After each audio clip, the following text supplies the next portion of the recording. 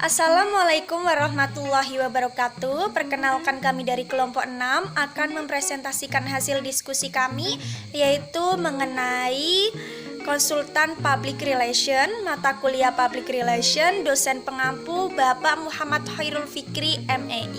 Sebelumnya kami akan memperkenalkan diri terlebih dahulu. Saya Ita Rohmawati, NIM 4119099, dan rekan-rekan saya Irma Noviasi, NIM 4119088, Said Nursy, NIM 4119113, Muhammad Hafid Triyadi, NIM 4119118. Konsultan Public Relation. Nah, apa itu konsultan public relation? Konsultan public relation adalah penyelenggara jasa-jasa teknis dan kreatif tertentu oleh seseorang atau sekelompok orang yang memiliki keahlian berdasarkan pengalaman serta latihan yang telah mereka dapatkan sebelumnya, dan menjalankan fungsi-fungsi tersebut mereka memiliki suatu identitas perusahaan yang sah di mata hukum. Berikutnya beberapa dasar pertimbangan mengapa konsultan itu dibutuhkan. Yang pertama, pada saat kita membutuhkan pengelola program yang sifatnya hanya jangka pendek dan proyek-proyek yang spesifik. Yang kedua, kebutuhan akan pekerjaan yang fluktuatif.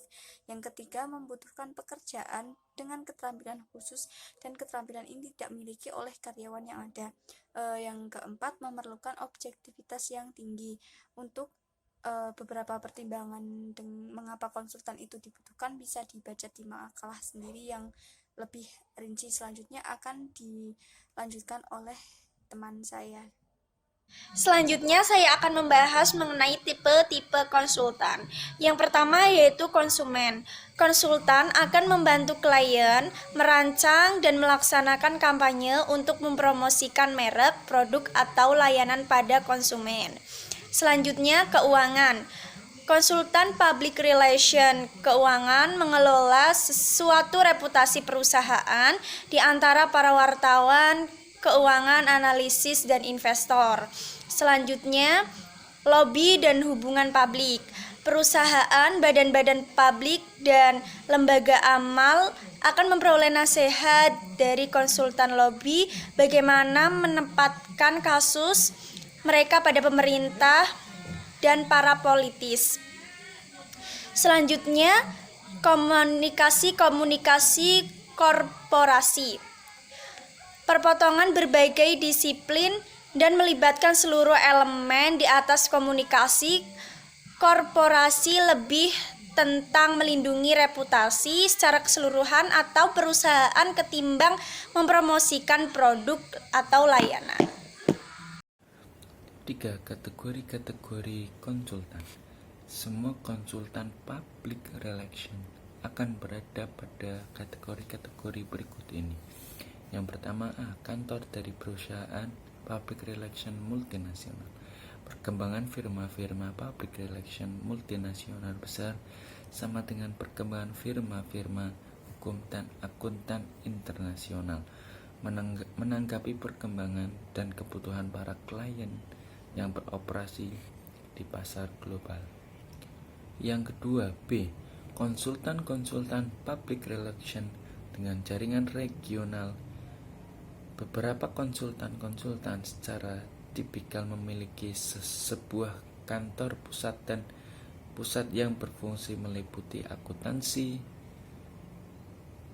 sumber daya manusia, manajemen, pemasaran, dan serangkaian kantor regional. Yang ketiga, C. National Lottery yang mengoperasikan Semlot. Contohnya, menggunakan konsultan yang menyediakan layanan semacam itu. Kantor pusat akan memberi masukan pada kantor regional. Tidak hanya akan diharapkan bekerja kepentingan nasional, namun juga untuk memenangkan bagian mereka di bisnis lokal. Yang keempat, D. Perusahaan besar tanpa jaringan regional. Banyak konsultan keuangan dan hubungan publik berada pada kategori ini. Mereka ada di antara perusahaan besar di Inggris dan hanya sebagian yang berbasis di London. Yang kelima, perusahaan kecil dan menengah. Sejauh ini, jumlah paling banyak dari perusahaan public relation antara 1-10 karyawan. Meskipun kecil, bukan berarti mereka tidak mampu menangani klien-klien besar, nasional, dan bahkan internasional. Sayangnya, pada kenyataan 80% dari seluruh public relation yang ada di Inggris berasal pada 100 perusahaan public relation teratas. Baiklah, yang selanjutnya adalah profesionalisasi industri public relation. Masalah yang terus-menerus ada untuk industri public relation adalah memastikan layanan diberikan melalui semua tipe konsultasi yang beragam dengan kualitas yang konsisten. Semua orang bisa menjadikan diri mereka sebagai anggota praktisi public relation, dan tidak ada persyaratan bagi orang yang bekerja di public relation menjadi konsultan association atau bahkan mengikuti apapun bentuk pelatihan. Terdapat 5 kompetensi mendasar bagi seorang yang berprofesi public relation seperti yang dikemukakan Jeffkins dalam Soleh Sumirat dan Elvinaro Ardianto, yaitu yang pertama, kemampuan berkomunikasi. Maksudnya, mampu berkomunikasi dengan baik terhadap orang yang memiliki aneka ragam karakter. Yang kedua, kemampuan mengorganisasikan.